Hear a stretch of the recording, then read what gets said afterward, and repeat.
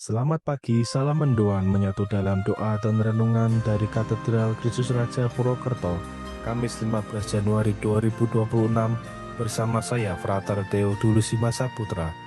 Sobat mendoan yang terkasih, hari ini kita diajak untuk merenungkan Sabda Tuhan dari Injil Markus bab 1 ayat 40-45. Marilah kita menyiapkan hati untuk mendengarkan Sabda Tuhan. Dalam nama Bapa dan Putra dan Roh Kudus. Amin. Inilah Injil suci menurut Markus. Dimuliakanlah Tuhan. Sekali peristiwa, seorang sakit kusta datang kepada Yesus. Sambil berlutut di hadapan Yesus, ia mohon bantuannya, katanya, "Kalau engkau mau, engkau dapat mentahirkan aku."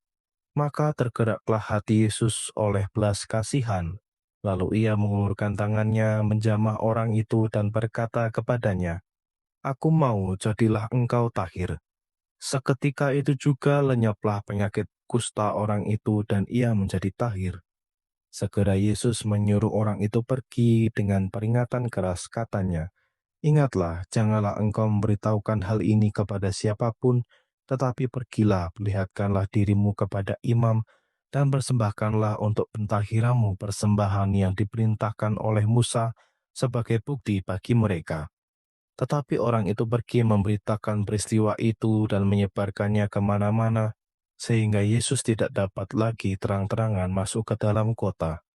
Yesus tinggal di luar kota di tempat-tempat yang sepi, namun orang terus juga datang kepadanya dari segala penjuru. Demikianlah sabda Tuhan, terpujilah Kristus. Sobat mendoan yang terkasih, dalam Injil hari ini, seorang kusta datang kepada Yesus dengan penuh iman dan kerendahan hati. Penyakit kusta pada masa itu bukan hanya soal sakit fisik, tetapi juga menyebabkan seorang kehilangan martabatnya sebagai manusia. Ia dikucilkan, dijauhi, dan dianggap najis. Ia hidup tanpa relasi, tanpa penerimaan, dan tanpa harapan.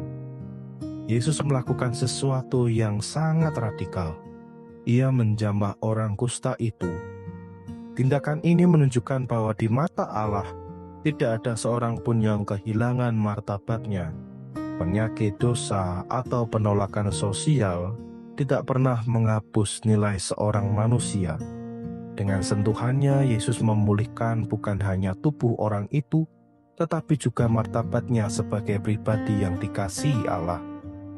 Peristiwa ini menantang kita untuk melihat sesama kita, sebagaimana Yesus melihat mereka.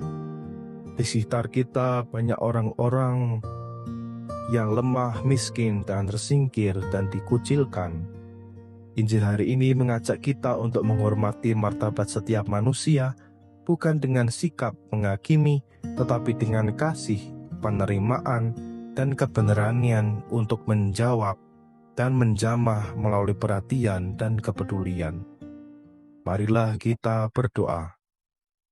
Ya Bapa, Engkau memandang setiap manusia sebagai pribadi yang berharga. Ajarilah kami untuk menghormati martabat sesama, terutama mereka yang tersingkir dan terluka.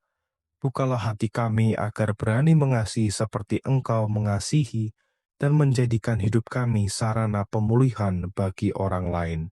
Dengan pengantaran Kristus Tuhan kami. Amin. Semoga kita semua, keluarga kita, dan perjalanan hidup kita hari ini senantiasa dalam naungan berkat Allah yang Maha Kuasa, dalam nama Bapa dan Putra dan Roh Kudus. Amin. Selamat pagi, selamat beraktivitas, Tuhan memberkati. Salam mendoan.